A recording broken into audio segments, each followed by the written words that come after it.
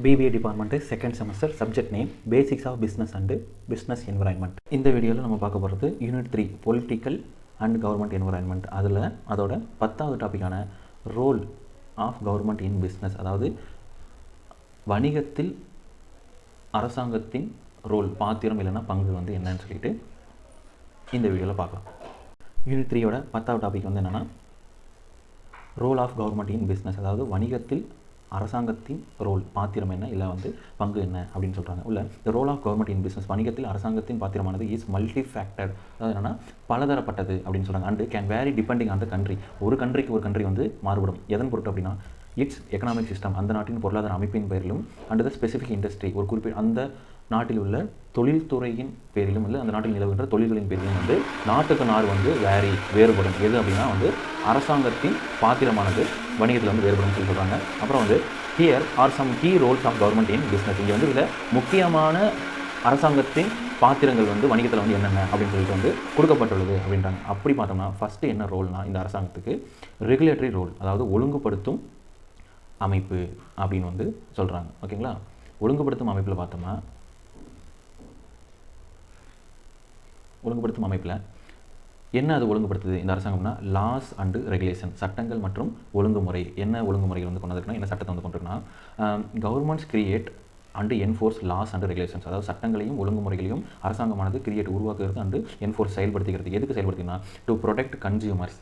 நம்ம பார்க்குறது எல்லாமே வந்து அரசாங்கம் வணிகத்தில் வந்து பிஸ்னஸில் வந்து என்னென்ன ரோல் வந்து ப்ளே பண்ணுது அப்படின்னு சொல்லி தான். ஓகேவா, அரசாங்கம் சட்டங்களையும் ஒழுங்குமுறைகளையும் உருவாக்கி செயல்படுத்தி என்ன பண்ணுது நான் பிஸ்னஸில் டு ப்ரொடெக்ட் கன்சியூமர்ஸ், நுகர்வோர்கள் வந்து பாதுகாக்குது, அப்புறம் வந்து அங்கே இருக்கிற ஊழியர்களை வந்து பாதுகாக்குது, அப்புறம் வந்து அந்த பிஸ்னஸ் என்விரான்மெண்ட்டை வந்து பாதுகாக்குது அப்படின்னு சொல்லி சொல்கிறாங்க. அடுத்தது என்னென்னா இண்டஸ்ட்ரி ஸ்டாண்டர்ட்ஸ், அதாவது தொழில்துறையின் தரநிலை வந்து எப்படி இருக்கணும்னு சொல்லி யார் செட் பண்ணுறாங்கன்னா கவர்மெண்ட் செட் பண்ணுது. Government set standards for industry, தொழில்துறைக்கு வந்து என்ன தரநிலையோடு இருக்கணும்னு செட் அமைக்கிறது வந்து யாருன்னா வந்து அரசாங்கம் தான் அமைக்குது.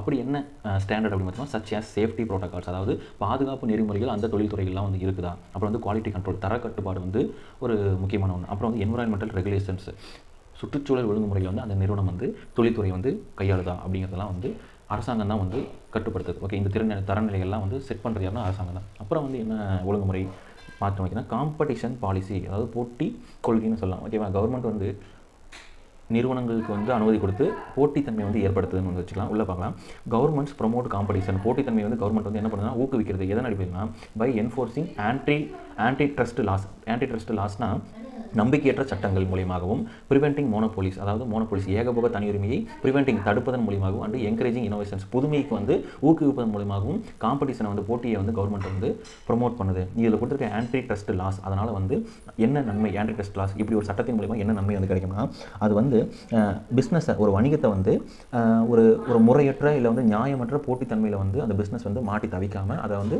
அந்த பிஸ்னஸ் அதுலேருந்து காப்பாற்றி விடும், அந்த பிஸ்னஸை நியாயமற்ற போட்டியிலேருந்து தடுக்கும் அப்படின்னு சொல்கிறாங்க. அப்புறம் இன்னொன்று என்ன பண்ணணும்னா கஸ்டமருக்கு என்ன பெனிஃபிட்னா இந்த ஆன்டி ட்ரஸ்ட் லா, இந்த சட்டத்தின் மூலியமாக கஸ்டமர் வந்து பொருட்கள் வந்து குறைந்த விலையில் லோவர் ப்ரைஸஸில் வந்து பெறலாம், வித் மோர் சாய்ஸ், நிறையா சாய்ஸ் வந்து அங்கே இருக்கும். அங்கே வந்து மோனோபோலிஸ் ஏகபோக தண்ணீரும் முற்றிலுமாக தடுக்கப்படும் ஆன்டி ட்ரஸ்ட் லாஸ் மூலிமா. ஓகேவா, ஸோ இந்த 3 ஒழுங்குமுறை நடவடிக்கைகளை வந்து அரசாங்கம் வந்து கையாளுது அப்படின்னு வந்து சொல்கிறாங்க. அடுத்த அரசாங்கம் வகிக்கின்ற முக்கியமான ரோல்ஸ் வந்து என்ன ரோல்னா ப்ரொடக்டிவ் ரோல் அப்படின்னு வந்து சொல்கிறாங்க. ப்ரொடக்டிவ் ரோல்னால் பாதுகாப்பு பாத்திரம் அப்படின்னு சொல்லலாம். கவர்மெண்ட் வந்து பாதுகாப்பு பாத்திரத்தை வந்து வகிக்குது அப்படின்னு சொல்கிறாங்க. அப்படி எதை பாதுகாக்குது கவர்மெண்ட் அப்படின்னா பிஸ்னஸில் கன்சியூமர் ப்ரொடெக்ஷன், நுகர்வோரை பாதுகாக்குது. என்ன நுகர்வோரை எப்படி நுகர்வோரை பாதுகாக்குன்னா கவர்மெண்ட் ப்ரொடெக்ட் கன்சியூமர்ஸ், நுகர்வோர்களை பாதுகாக்கிறது ஃப்ரம் எதிலிருந்து பாதுகாக்குதுன்னா அன்ஃபேர் பிஸ்னஸ் ப்ராக்டிசஸ், அதாவது அன்ஃபேர் நியாயமற்ற வணிக நடைமுறைகளில் இருந்து பாதுகாக்குது. அப்படி என்ன நியாயமற்ற நடைமுறைகள் அப்படின்னா வணிக நடைமுறை அப்படின்னா ஃபால்ஸ் அட்வர்டைசிங், அதாவது விளம்பரத்தில் வந்து போலியான விளம்பரத்தை வந்து தவறான நம்பிக்கைகளை வந்து கொடுக்குறதும், அப்புறம் வந்து ப்ரைஸ் ஃபிக்ஸிங், விலை நிர்ணயத்தில் அதிக ப்ரைஸ் வந்து ஃபிக்ஸ் பண்ணுறது, அதில் இருந்தெல்லாம் வந்து பாதுகாக்குது. அப்புறம் வந்து ப்ராடக்ட் சேஃப்டி இஷ்யூஸ், பொருளாதார பாதுகாப்பு குறைபாடு உள்ள பொருட்களில் வந்து சந்தையில் வந்து நிலவும், இது எல்லாமே வந்து அன்ஃபேர் பிஸ்னஸ் ப்ராக்டிசஸ். ஓகே, நியாயமற்ற வணிக நடைமுறைகள், இதில் இருந்த எல்லாத்தையும் வந்து கன்சியூமரை வந்து கவர்மெண்ட் வந்து ப்ரொடெக்ட் பண்ணுதுன்னு சொல்கிறாங்க. அடுத்து வந்து என்ன ப்ரொடெக்ஷன்னா எம்ப்ளாயியை வந்து ப்ரொடெக்ஷன் பண்ணுது, ஊழியர்களை வந்து ப்ரொடெக்ஷன் பண்ணுது. எப்படின்னா கவர்மெண்ட் சேஃப்கார்டு பாதுகாக்கிறது, எம்ப்ளாயிஸ் ரைட்ஸ், ஊழியர்களின் உரிமைகளை வந்து பாதுகாக்குது. அப்படி என்ன உரிமைகள் அப்படின்னா இன்க்ளூடிங் மினிமம் வேஜ் லா, குறைந்தபட்ச சம்பள ஊதிய சட்டம் ஒன்று விதித்து இதுக்கு மேலே கம்மியாக கொடுக்கக்கூடாது அவங்களுக்கு. அப்புறம் ஒர்க்கிங் ஹவர்ஸ் 8 ஹவர்ஸ் தான் ஒரு நாளைக்கு வந்து வேலை வாங்கணும். And work place safety regulation, அவங்க வேலை பார்க்குறதுக்கு ஒர்க் பிளேஸில் இவ்வளவு பாதுகாப்பு ஒழுங்குமுறைகளை வந்து அவங்களுக்கு வந்து பண்ணி கொடுங்க அப்படின்னு சொல்லி கவர்மெண்ட் வந்து ஊழியர்களை வந்து பாதுகாக்குது. அடுத்து வந்து என்விரான்மெண்டல் ப்ரொடெக்ஷன், ஒரு பிஸ்னஸ் வந்து ரன் பண்ணுறாங்கன்னா ஒரு பெரிய ஃபேக்ட்ரியை ரன் பண்ணுறாங்கன்னா அது வந்து என்விரான்மெண்டல் ப்ரொடெக்ஷன் சுற்றுச்சூழல் பாதுகாப்பான முறையில் நடத்தணும்னு வந்து கவர்மெண்ட் சொல்லும். கவர்மெண்ட் ரெகுலேட் ஒழுங்குமுறைப்படுத்துகிறது எதனா பிஸ்னஸ் வணிகங்களை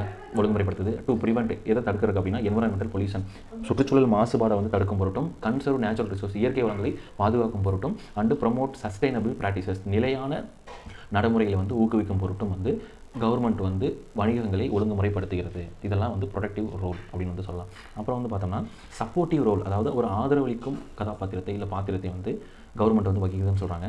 அப்படி என்ன ஆதரவளிக்கும்னா இன்ஃப்ராஸ்ட்ரக்சர் டெவலப்மெண்ட். இந்த பிஸ்னஸ்க்கு கவர்மெண்ட் வந்து என்ன இன்ஃப்ராஸ்ட்ரக்சர் டெவலப் பண்ணுறாங்க. உட்கட்டமைப்பு வளர்ச்சி மேம்பாடுன்னு சொல்லலாம். Government investing infrastructure. கவர்மெண்ட் வந்து எதில் முதலீடு செய்வாங்கன்னா உட்கட்டமைப்பில் வந்து முதலீடு செய்வாங்க. அப்படி என்ன உட்கட்டமைப்புனா சச் ஆஸ் ரோடு, சாலைகள் வந்து அவங்க அமைப்பாங்க. கவர்மெண்ட் பிரிட்ஜஸ், பாலங்கள் அப்புறம் அண்டு பப்ளிக் டிரான்ஸ்போர்ட்டேஷன், பொது போக்குவரத்தை வந்து மேம்படுத்துவாங்க. And to facilitate business operation. இதெல்லாம் பிஸ்னஸ்க்கு என்ன நன்மைனா நல்ல ரோடு இருந்தால், நல்ல பாலம் இருந்தால், நல்ல பப்ளிக் டிரான்ஸ்போர்ட்டேஷன் தான். அது யாருக்கு நன்மைனா பிஸ்னஸ் ஆப்ரேஷன்ஸ் வணிக செயல்பாடுகளுக்கு தான் அது வந்து என்னது நன்மை. அது வந்து வணிக செயல்பாடுகளுக்கு எளிமைப்படுத்தி கொடுக்குறது. ஃபெசிலிட்டேட்னா எளிமைப்படுத்தி கொடுக்குறது. அரசாங்கம் உட்கட்டமைப்பில் முதலீடு செய்வதனால தான் இந்த வணிக நிறுவனங்களுக்கு வந்து இவ்வளவு நன்மை வந்து கிடைக்குது. அப்புறம் வந்து டாக்ஸேஷன் அண்டு இன்சென்டிவ்ஸ். டாக்ஸேஷனா வரி விதிப்பு மற்றும் இன்சென்டிவ்ஸ் ஊக்கத்தொகை. இது வந்து சப்போர்ட்டிவ் ரோல் தானே. யாருக்கு வரி விதிப்பின் மூலமாகவும் ஊக்கத்தொகை வழங்குவதன் மூலமாகவும் ஆதரவாக இருக்கணும் கவர்மெண்ட் ஆஃபர் டேக்ஸ் பிரேக்ஸ், அதாவது வரி சலுகை இல்லைனா வரி விலக்கு, அண்டு சப்சிடிஸ் மானியம் வந்து வழங்கும் அரசு, அண்ட் அதர் இன்சென்டிவ்ஸ் பிற ஊக்கத்தொகைகள். இதெல்லாம் வந்து எதுக்கு கொடுக்குதுன்னா to encourage business to invest, வணிகத்தை வந்து ஊக்குவிச்சு இன்வெஸ்ட் பண்ணுறதுக்கு, முதலீடு செய்வதற்கும், இனோவேட்டிவ் புதுமையை வந்து கண்டுபிடிக்கிறதுக்கும், அண்ட் வந்து ஜாப்ஸ் வேலை வாய்ப்புகள் வந்து உருவாக்குறதுக்கும் வந்து அரசாங்கம் வந்து சப்போர்ட் பண்ணுதுன்றாங்க. அடுத்து வந்து ரிசர்ச் அண்ட் டெவலப்மெண்ட், ஆய்வு மற்றும் மேம்பாடு. Government fund research and development, அதாவது ஆய்வு மற்றும் மேம்பாட்டுக்கு வந்து கவர்மெண்ட் வந்து ஃபண்டு நிதி அளிக்கிறது. ஓகேவா. இனிஷியேட்டிவ்ஸ் டு ப்ரொமோட், இது வந்து எதுக்காக வந்து தொடங்கப்படுதுன்னா டு ப்ரொமோட் இனோவேஷன், புதுமைகளை கண்டுபிடிப்பதற்கும், அண்டு என்டர்பிரனர்ஷிப் தொழில் முனைவுக்கும், அண்டு எக்கனாமிக் growth பொருளாதார வளர்ச்சிக்கும் வந்து ரிசர்ச் அண்ட் டெவலப்மெண்ட் வந்து உதவுது. அதுக்கு வந்து நிதி அளிக்கிறது யாருன்னா இந்த அரசாங்கம் தான். ஓகேங்களா.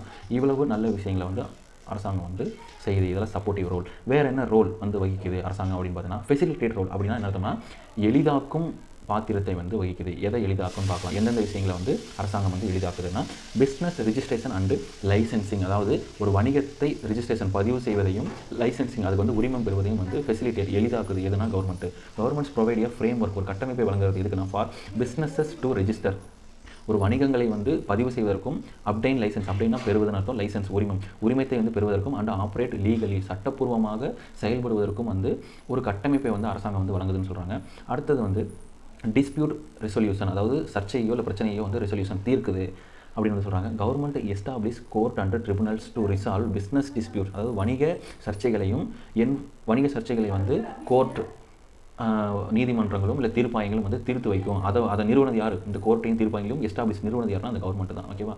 அது மூலிமா வந்து பிஸ்னஸ் டிஸ்பியூட்ஸ் வணிக சர்ச்சைகள் வந்து தீர்த்து வைக்கப்படுகிறது. அப்புறம் வந்து இந்த கவர்மெண்ட் வந்து இந்த கோர்ட்டும் ட்ரிபியூனல்ஸ் என்ன பண்ணால் என்ஃபோர்ஸ் கான்ட்ராக்ட் ஒப்பந்தங்கள் வந்து செயல்படுத்த வைக்கும். And protect intellectual property rights, அதாவது இன்டெலெக்சுவல் ப்ராப்பர்ட்டின்னு என்ன அறிவுசார் சொத்துன்னு அர்த்தம். ரைட்ஸ் தான் உரிமை. அறிவுசார் சொத்துரிமையை வந்து பாதுகாக்குது. எதுனா இந்த கோர்ட்டும் அரசாங்கத்தால் நிறுவப்பட்ட இந்த கோர்ட்டும் தீர்ப்பாயங்களும்.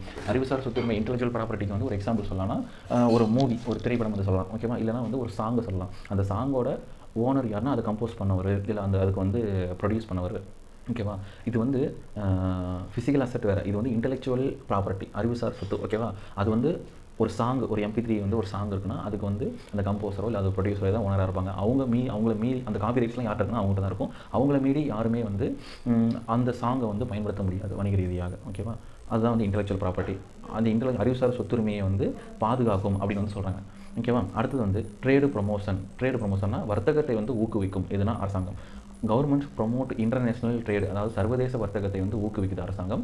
பை எதன் அடிப்படையில்னா பை நெகோசியேட்டிங் ட்ரேடு அக்ரிமெண்ட்ஸ், வர்த்தக உடன்படிக்கைகள் வந்து வழங்குவதன் மூலியமாகவும், ப்ரொவைடிங் எக்ஸ்போர்ட் ஃபைனான்சிங், அதாவது ஏற்றுமதி பண்ணுறதுக்கு நிதியளித்தலின் மூலமாகவும், அண்டு ஆஃபரிங் ட்ரேடு இன்சூரன்ஸ், வர்த்தகத்துக்கு காப்பீடு வழங்குவதன் மூலியமாகவும் சர்வதேச வர்த்தகத்தை வந்து அரசாங்கம் வந்து ஊக்குவிக்குதுன்னு சொல்கிறாங்க. இதெல்லாம் வந்து ஃபெசிலிட்டேட் ரோல், அரசாங்கத்தின் எளிதாக்கும் பாத்திரம் அப்படின்னு சொல்லலாம். இது இல்லாமல் என்ன பிற பாத்திரங்கள் வந்து அந்த அரசாங்கம் வந்து வகிக்குதல்ல வந்து இதில் சொல்கிறாங்க அதர் ரோல்ஸ். பிற பாத்திரங்கள் என்னென்னா மேக்ரோ எக்கனாமிக் பாலிசி அப்படின்னு ஒன்று இருக்குது. ஓகேவா. அதாவது பெரிய அளவிலான பொருளாதார கொள்கை அப்படின்னு வந்து சொல்லலாம்.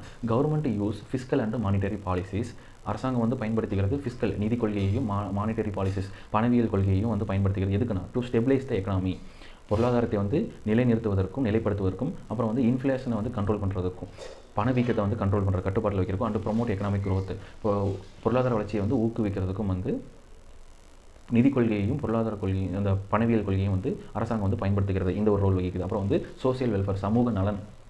Government provide social welfare program, சமூக நலத்திட்டங்களை வந்து அரசாங்கம் வந்து வழங்குதுன்னு சொல்கிறாங்க. சச் அன்எம்ப்ளாய்மெண்ட் பெனிஃபிட், வேலை இல்லாமல் இருக்கிறவங்களுக்கு சில பயன்களை வந்து தருது. அடுத்து வந்து ஹெல்த் கேர், சுகாதார சேவைகளை தருது. எஜுகேஷன், கல்வி சேவைகளை. To support businesses and their employees, இது வந்து வணிகர்களுக்கு வந்து ஆதரவளிக்குது அண்ட் தயர் அவங்களுடைய ஊழியர்களுக்கும் வந்து ஆதரவளிக்குது அப்படின்னு சொல்கிறாங்க. அடுத்து வந்து நேஷனல் செக்யூரிட்டி, தேச பாதுகாப்பு அப்படிங்கிற ஒரு வழங்குதை வந்து ஒரு ரோலை வந்து வகிக்குது. கவர்மெண்ட் ப்ரொடெக்ட் நேஷனல் செக்யூரிட்டி, தேசத்தின் பாதுகாப்பை வந்து பாதுகாக்குது. எதுனா அரசாங்கம் எதன் மூலியமான பை ரெகுலேட்டிங், ஒழுங்குபடுத்துவதன் மூலியமாக. எதனா இண்டஸ்ட்ரீஸ், தொழில்துறைகளை வந்து ஒழுங்குமுறைப்படுத்துவதன் மூலியமாக தேசத்தின் பாதுகாப்பை வந்து அரசாங்கம் பாதுகாக்கிறது. அப்படி என்ன இண்டஸ்ட்ரீஸ்னு பார்த்தோம்னா, நேஷனல் செக்யூரிட்டி சார்ந்த தொழில்துறைகள் என்னன்னு பார்த்தோம்னா, ரிலேட்டட் டு டிஃபென்ஸ், பாதுகாப்பு சார்ந்த தொழில்துறைகள், ஏரோஸ்பேஸ், விமான தொழில்துறை அண்டு கிரிட்டிக்கல் இன்ஃப்ராஸ்ட்ரக்சர், இல்லை சில முக்கியமான உட்கட்டமைப்பு, இது எல்லாமே இதை வந்து அரசாங்கம் வந்து பாதுகாக்கிறதுனால நம்ம நாட்டுக்கு வந்து என்ன கிடைக்குதுன்னா நேஷனல் செக்யூரிட்டி, தேச பாதுகாப்பு வந்து கிடைக்குது. ஓகேவா? அரசாங்கம் வந்து அதர் ரோல்ஸ் வந்து வகிக்குது. அப்புறம் வந்து பார்த்திங்கன்னா ஃபெசிலிட்டேட்டிவ் ரோல் வந்து வகிக்குது. அப்புறம் வந்து சப்போர்ட்டிவ் ரோலு, அப்புறம் வந்து ப்ரொடக்டிவ் ரோலு, அப்புறம் வந்து ரெகுலேட்டரி ரோலு. ஓகேவா?